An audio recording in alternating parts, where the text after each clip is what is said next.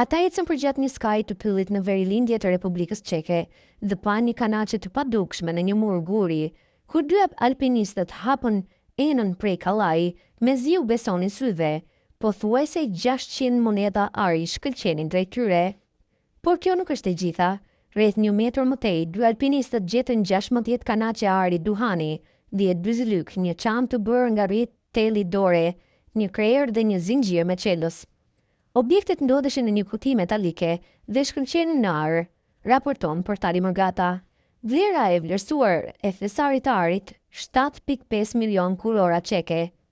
Në konvertim, më shumë se 300.000 euro.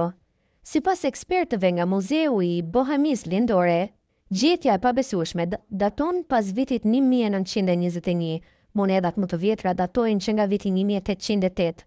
Në total, ekspertët numëruan saktësisht 598 monedha ari, të paketuara me kujdes, 11 rrotulla pëlhure. Ato peshojnë pothuajse 4 kg vetëm dhe vijnë nga Franca, Belgjika, Perandoria Osmane, Austro-Hungaria dhe ish Jugoslavia. Thesari u zbulua në shkurt, por vetëm tani Muzeu i Bohemisë Lindore në Königgrätz e bëri publike zbulime spektakolar. Alpinistët I kishin sjellë monedat dhe objektet aty ku ishin ruajtur në mënyrë të sigurt, që atëherë dhe aktualisht po hetohen nga ekspertët. Si u fut thesari në mur? Deri më tani kjo është e paqartë. Një gjë është e sigurt, zona në kodrat e maleve gjigante në Republikën Çeke u shënua nga trazirat të thellëlla, luftra, dëbime dhe reforma monetare.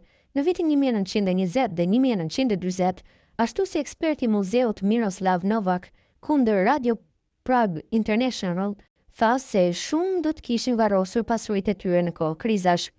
Në kohë të sigurta njerëzit donin ta ruanin arin e tyre me shpresën për ta marrë më vonë, tha eksperti, por me sa duket kjo nuk ndodhi kurrë, u shpreh ai.